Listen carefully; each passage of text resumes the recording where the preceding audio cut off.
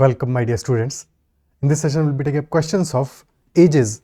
Ages से related जो questions आते हैं एग्जाम में, स्पेशली इन CUET और CMAT जो questions आए हैं प्रीवियस ईयर में या आ सकते हैं, उन questions के लिए we'll be discussing.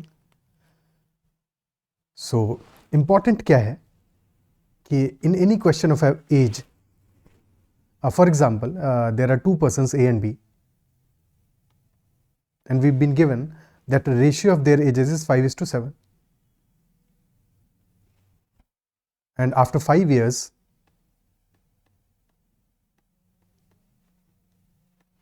this ratio becomes 6 years मान लेते हैं. After 6 years, this ratio becomes 7:9. So important क्या है, अगर 6 years के बाद में हम बात कर रहे हैं, so in 6 years दोनों की एज 6 years ही बढ़ेगी. दोनों की एज 6 years ही बढ़ेगी. ऐसा तो नहीं कि पहले वाले की एज ज़्यादा बढ़ेगी दूसरे की कम बढ़ेगी. तो जो डिफरेंस है उनके बीच का, that will always be same. Difference of ages will always be same. That is the central point of any question of ages. And if that is so कि डिफरेंस सेम रहेगा, तो जो रेशियो है उसके through we can identify the values. Questions करेंगे, questions में इन बातों को समझते चलते हैं. You can connect with me on Telegram at ADITYAKT or join the Telegram group as well, that is CATZAT MBA.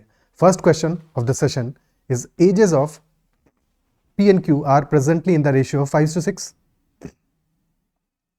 Presently P और Q की एज का रेशियो है 5:6. After 6 years, this ratio will become 6:7. 6 years के बाद में the ratio becomes 6:7. तो सबसे पहली चीज जो हमें देखनी है कि जो डिफरेंस है P और Q की एज का रेशियो में, क्या वो दोनों केसेस में सेम है? क्योंकि अगर सेम नहीं होगा तो सेम करेंगे, उसके बाद में फिर चीजें कंपेरेबल हो जाएंगी, फिर हमारे पास रेशियोज कंपेरेबल हो जाएंगे. तो डिफरेंस पहले केस में भी 1 यूनिट है और सेकंड केस में भी 1 यूनिट है, यानी कि ऑलरेडी सेम है. तो कुछ भी और करने की जरूरत नहीं है. वी नो दैट 5 से 6 यूनिट्स इंक्रीज हुआ है. P का एज पहले 5 यूनिट्स है, फिर 6 यूनिट्स हो गया है, यानी कि 1 यूनिट का इंक्रीज आया है. और this 1 unit must be equal to 6 years. Question पूछ रहा है क्यू की एज 10 ईयर्स पहले क्या होगी. पहले तो एट प्रेजेंट क्या है, एट प्रेजेंट 6 यूनिट्स है, विच इज 6 into 6 यानी कि 36 ईयर्स होगी, because 1 unit is equal to 10 years. At present 36 years है, तो 10 ईयर्स पहले होगी 36 minus 10, which is 26. Option A 26 years. Clear है? Okay. Next question. The ratio of the ages of Pawan, age of Pawan to that of Richa is 9:10. तो पवन और रिचा का जो as का रेशियो है that is 9:10 at present. 10 years ago the ratio of their ages was 4:5. at present है 9:10. 10 years ago the ratio was 4:5. Again दोनों के बीच का डिफरेंस है रेशियो में वो सेम है, 1 यूनिट है दोनों ही केसेस में. तो the ratios are already comparable. और 9 से 4 के बीच में डिफरेंस कितने का है? 5 का है. 5 यूनिट्स का डिफरेंस है. And 5 units is equal to 10 years, यानी कि 1 unit is equal to 2 years. तो present age of Richa will be 10 into 2, which is 20 years. Option B. Next, 3 years ago, the ratio of age of father to that of his son was 8:3. Father और son का जो as का ratio था 3 years ago, not at present but 3 years ago, the ratio was 8:3. And question is saying after 4 years, यानी कि आज से 3 साल पहले का रेशियो गिवन है और फिर आज से 4 साल बाद का रेशियो गिवन है. अच्छा सवाल है, ठीक है, बेसिक है बट इंपॉर्टेंट क्वेश्चन. तो 3 years ago 8:3 का रेशियो था, और अब प्रेजेंट से 5 years के बाद में, यानी कि 4 years after, the ratio will be 11:5. Effectively दोनों केस में डिफरेंस कितना है? फर्स्ट है -3, सेकेंड है प्रेजेंट +4, यानी कि डिफरेंस आ रहा है 7 years का. और again will see the difference between ratios. तो 8 और 3 के बीच में 5 का डिफरेंस है, जबकि 11 और 5 के बीच में 6 का डिफरेंस है. तो difference is not equal, unequal है. तो सबसे पहले इस डिफरेंस को हमें इक्वल करना पड़ेगा. सेकंड केस में डिफरेंस आ रहा है 6 यूनिट्स का, फर्स्ट केस में डिफरेंस है 5 यूनिट्स का. तो दोनों को हम इक्वल करेंगे. 5 और 6 का एलसीएम कितना है? 30 है. 5 और 6 का एलसीएम 30 है, यानी कि पहले वाले केस में will multiply by 6 so that difference 30 का हो जाए, और सेकंड केस में will multiply by 5 so that difference यहाँ भी 30 का ही हो जाए. क्लियर है?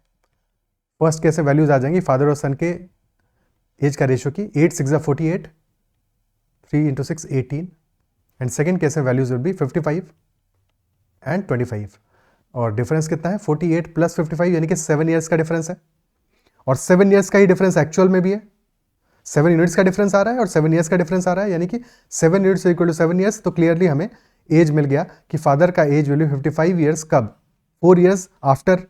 क्वेश्चन पूछ रहा है प्रेजेंट एज, प्रेजेंट एज क्या होगा, तो 55 - 4 कर देंगे, answer will be 51 years, option B. Clear है, ठीक है, ओके। नेक्स्ट क्वेश्चन करते हैं। 5 years ago, the average age of A, B, C, and D was 45 years. By including X in the present lot, their present average changes to 49 years. So, what is the present age of X? Question में क्या दिया है, 5 years ago की average as the है। तो एक बात बताओ, अगर 5 साल पहले का एवरेज 45 ईयर्स है, तो 5 साल बाद यानी कि एट प्रेजेंट क्या होगा, सबकी एज 5 ईयर्स से इंक्रीज कर जाएगी, isn't it so? सबकी एज 5 ईयर्स से इंक्रीज कर जाएगी, तो 5 years ago A B C D का जो एवरेज है दैट वाज 45। अब एट प्रेजेंट यानी कि 5 ईयर्स के बाद में, तब से सबकी एज 5 ईयर्स से इंक्रीज करेगी, और अगर सबकी एज 5 ईयर्स से इंक्रीज कर रही है तो एवरेज भी हमारा 5 ईयर्स से इंक्रीज करके 45 + 5 यानी कि 50 हो जाएगा। So at present A B C D का average age will be 50 years. But जब एक्स को भी लॉट में हम इंट्रोड्यूस कर देते हैं, यानी कि इंक्लूड कर रहे हैं एक्स को, और प्रेजेंट एवरेज एज हमारी 49 ईयर्स हो जा रही है, यानी कि 1 से डिक्रीज कर रही है, 1 से डिक्रीज कर रही है, isn't it so? तो A B C D X की present age is 49 which is 1 less than 50, 50 से 1 लेस है। अगर एक्स की एज भी 50 होती तो एवरेज हमारा 50 ही रहता। If age of X was 50 years only, then average would not have changed, it would have remained 50 only, isn't it so? That implies कि age of X is definitely less than 50, और कितना 50 से less होगा, अगर average में 1 का decrease आया है तो सम में -1 × 5 का डिक्रीज आया होगा। सो 50 - 5 यानी कि 45 years will be age of X, क्योंकि 5 मेंबर्स हैं इसलिए 5 का डिक्रीज आया होगा टोटल, ठीक है। तो 45 will be the age, option A. ऐसे भी देख सकते थे कि 4 लोगों के लिए 50 आ रहा है एवरेज, ठीक है, बिकॉज सिंपल वैल्यूज है तो सम आ जाएगा 200, और 5 के लिए एवरेज है 49 यानी कि सम आ जाएगा 245। डिफरेंस है 200 और 245 के बीच में 45 का, तो 45 एज होगी एक्स ही। सिंपल वैल्यूज है तो ऐसे भी कर सकते हो बिल्कुल। Next, the sum of the ages of a daughter and her mother is 64 years. तो ages of daughter and mother is 64 years, sum, ठीक है, सम है 64 ईयर्स, एवरेज नहीं है। After 6 years the age of the mother will be 3 times of the daughter. After 6 years the age of the mother will be 3 times of the daughter. तो 3 years के बाद में क्या, 6 ईयर्स के बाद में क्या होगा, डॉटर की एज भी 6 ईयर्स इंक्रीज करेगी, मदर की भी 6 ईयर्स इंक्रीज करेगी, तो सम कितने से इंक्रीज करेगा, 12 से, यानी कि new sum will be 76 years. And we know age of mother is 3 times the daughter, तो अगर डॉटर की एज डी है तो मदर की एज हो जाएगी 3D, 3D + D is 4D, 4D is 76, यानी कि डी हमारा कितना आ जाएगा 19 ईयर्स, यानी कि age of daughter will be 19 years कब, this is after 6 years. So at present daughter की एज विल बी 19 - 6 यानी कि 13 ईयर्स। 13 ईयर्स डॉटर की एज होगी, 64 टोटल है तो 51 आ जाएगी age of the mother, 51 and 13, so answer will be option C. Okay, next question, present ages of Shibu and Sohail are in the ratio 4:5। Shibu and Sohail are in the ratio 4:5। 8 years from now the ratio of the ages will become 5:6। Gap same है, यानी कि straight अब हमें दिख रहा है कि 1 unit का चेंज आया है, और 1 unit is equal to 8 years, क्योंकि 8 years के बाद की कहानी है। क्वेश्चन पूछ रहा है find the difference in their edges, difference भी 1 यूनिट का ही है, तो यानी कि डिफरेंस भी 8 years का ही है, option D is the answer. Very easy question. Next, father's age and daughter's age add up to 55, daughter's age is reverse of father's age and difference in their ages is more than 10, should be practically कि दोनों की age का जो difference है that should be more than 10, otherwise practically is not possible. How old is the daughter, that is the question. सम आ रहा है father की और डॉटर की एज का 55, और डॉटर की एज है reverse of father's as, so the only possible case here will be 14 and 41, because अगर वैल्यूज़ को लोगे 23 तो फिर तो उतना डिफरेंस आने नहीं वाला। तो 14 एंड 41, 14 हो जाएगी ऑब्वियसली डॉटर की एज और 41 हो जाएगी फादर की एज। डॉटर क्या ही पूछा है तो answer will be option B.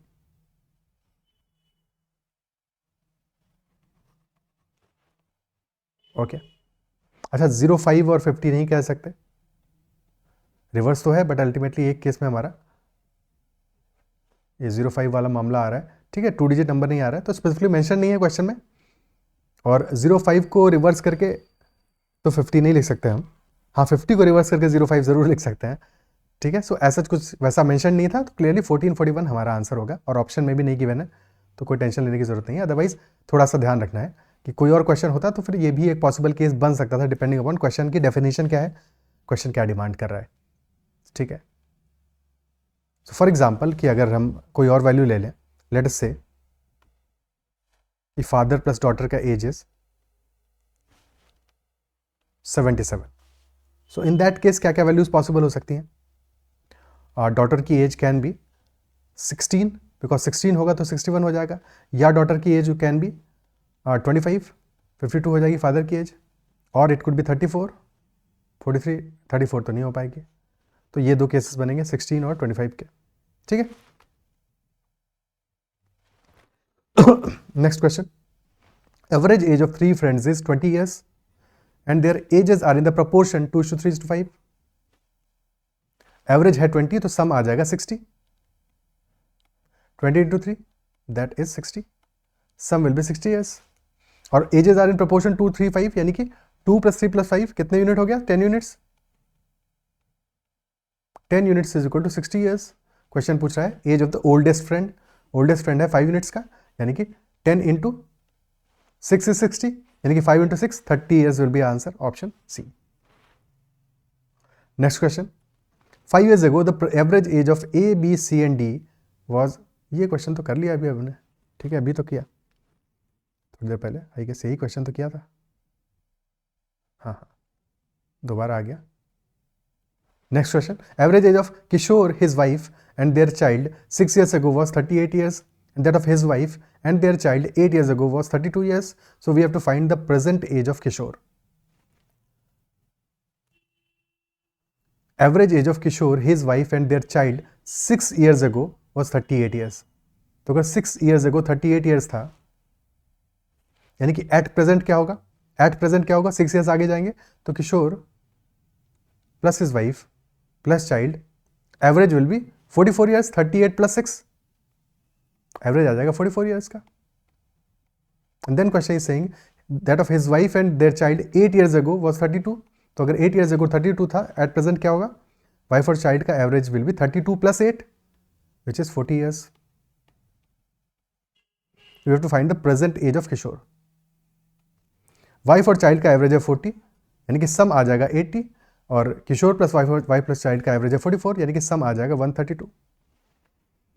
तो डिफरेंस कितना आ रहा है? 80 और 132 के बीच में 52 years का, तो age of Kishore will be 52 years, option A. या ऐसे भी सोच सकते थे कि वाइफ और चाइल्ड का एवरेज है 40 और किशोर प्लस वाइफ और चाइल्ड का एवरेज है 44, यानी कि अगर किशोर की एज भी 40 ही होती तो फिर तो एवरेज 40 ही रहता, बट एवरेज में इंक्रीज आया 4 का, तो सम में इंक्रीज आया होगा 4 into 3 का, क्योंकि 3 मेंबर्स हैं, तो average of age of Kishore will be 40 + 4 into 3 यानी कि 52 years। और ये सेकंड वाला चीज़ को समझना बहुत ज़रूरी है, अगर इसको नहीं समझ रहे हो, हर बार मल्टीप्लाई करके सम करके ही कर रहे हो तो फिर अंडरस्टैंडिंग बेहतर नहीं होगी उससे, और जब क्वेश्चन थोड़ा फंसाएगा तो वहाँ पे प्रॉब्लम आएगी। इसलिए सेकंड मेथड को समझना बार बार ज़रूरी है। इस तरह से भी चीज़ों को लिख के समझने की कोशिश ज़रूर करो, अगर नहीं कर रहे हो तो अपने साथ कहीं ना कहीं पे नुकसान कर रहे हो, ठीक है। इसीलिए बार बार इस मेथड को समझा रहे हैं कि पहला मेथड भी यूज़ कर सकते हो जब सिंपल क्वेश्चन हो, तो वहाँ पर तो टाइम नहीं लगेगा, बट जब क्वेश्चन टिपिकल होगा तो वहाँ पर इक्वेशन बनाना पड़ेगा, तो समझ ही काम आएगी, एंड में जाके फॉर्मूला काम नहीं आएगा, क्योंकि फॉर्मूला कैसे लगाना है ये भी तो समझना पड़ेगा ना। Next question, sum of the present ages of father and son is 52 years, तो फादर और सन का प्रेजेंट एज का sum is 52 years। 4 years hence यानी 4 years after the son's age will be 1/4 of father. 4 years hence क्या होगा? Father की age will increase by 4 years और son की age will also increase by 4 years, तो सम हमारा क्या हो जाएगा 52 + 8 यानी 60 ईयर्स। एंड वी नो कि son's age will be 1/4 of father, 1/4 of father, यानी कि सन और फादर की एज का रेशियो क्या आ जाएगा 1:4 का। टोटल 5 यूनिट्स है और 5 यूनिट की वैल्यू कितनी है 60, तो 1 unit will be equal to 12, यानी कि age of son will be 12 years, age of father will be 48 years. और ये कब का है, 4 साल बाद की कहानी है, 4 ईयर्स बाद की कहानी है, ठीक है। After 4 years